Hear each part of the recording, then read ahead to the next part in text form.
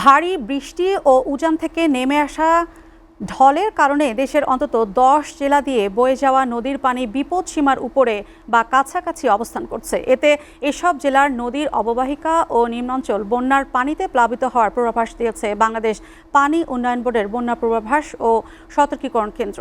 পূর্বাভাসে বলা হয়, সিলেটের কুশিয়ারা, সুনামগঞ্জের সুরমা এবং নেত্রকোনায় সোমেশ্বরী নদীর পানি বিপদসীমার উপর দিয়ে প্রবাহিত হচ্ছে। এছাড়া তিস্তা, ধরলা ও দুধকুমার নদী সতর্কসীমার উপর রয়েছে এবং কিছু এলাকায় বিপদসীমা অতিক্রম করেছে।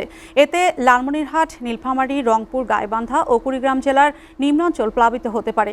এদিকে আত্রাই ও ছোট যমুনা নদীর পানি কিছু এলাকার বিপদসীমার উপর দিয়ে প্রবাহিত হচ্ছে।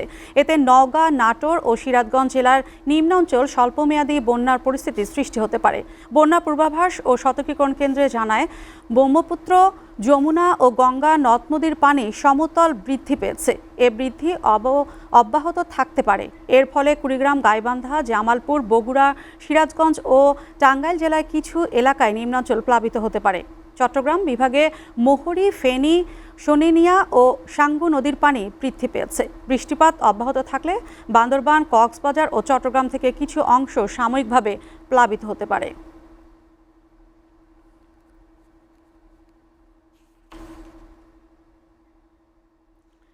গতকাল থেকে কুড়িগ্রামের ধরলা, ব্রহ্মপুত্র ও দুধকুমার নদীর পানি কমতে থাকলেও রাত থেকে তিস্তার পানি আবারও বাড়তে শুরু করেছে। ধরলা ও দুধকুমারের পানি কমে এখনও বিপদসীমার অনেক নিচে দিয়ে প্রবাহিত হচ্ছে। ফলে তাৎক্ষণিক বন্যার আশঙ্কা না থাকলেও পরিস্থিতি পর্যবেক্ষণে রাখছে সংশ্লিষ্ট কর্তৃপক্ষ। পানির খবর জানাতে সরাসরি যুক্ত হচ্ছে জাহিদুল ইসলাম জাহিদ। জাহিদ, আপনার কাছে পানি বৃদ্ধির কি খবর আছে আমাদেরকে জানাবেন।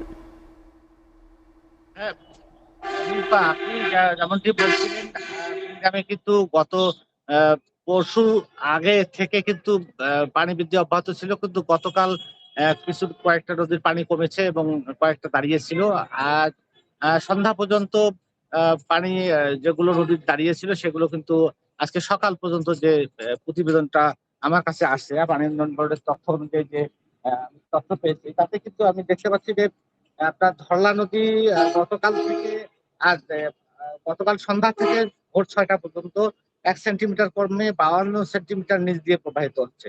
আবার ধরলা নদীর, এটা হচ্ছে সেতু পয়েন্ট, আর ধরলা নদীর তালুক শিমুলবাড়ি পয়েন্টে কিন্তু 24 সেন্টিমিটার কমে 80 সেন্টিমিটার নিচ দিয়ে প্রবাহিত হচ্ছে।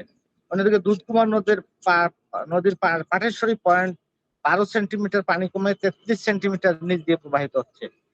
ব্রহ্মপুত্র কালকে থেকে দাঁড়িয়ে আছে কমিউনি, বারোয়নি, সেটা নুনখাওয়াতেও একই অবস্থা, হাতিয়া পয়েন্টেও একই অবস্থা, চিলমিরি পয়েন্টে একই অবস্থা।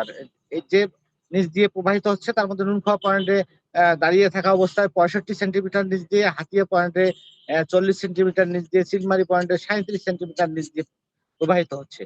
গতকাল কিন্তু সকাল থেকে বিকেল পর্যন্ত আমি যতটুকু জেনেছি যে তিস্তা নদীর পানি কিন্তু কমতেছিল, কিন্তু সন্ধ্যা 6টার থেকে আবার দাঁড়িয়েছিল এবং আজকে সকাল 6টায় আবার দেখা গেছে যে 7 সেন্টিমিটার বৃদ্ধি পেয়েছে এবং 7 সেন্টিমিটার বৃদ্ধি পেয়ে প্রায় 44 সেন্টিমিটার, বৃহৎ সময় 44 সেন্টিমিটার নিচ দিয়ে প্রবাহিত হচ্ছে। ফলে নদ নদীর অববাহিকায় যে মানুষগুলো আছে সেগুলো কিন্তু বন্যার আশঙ্কা থাকলেও কিন্তু এখন একটু নিশ্চিন্তে আছেন যে বন্যা না হবে, এমনটাই তারা ভাবছেন এবং বলছেন।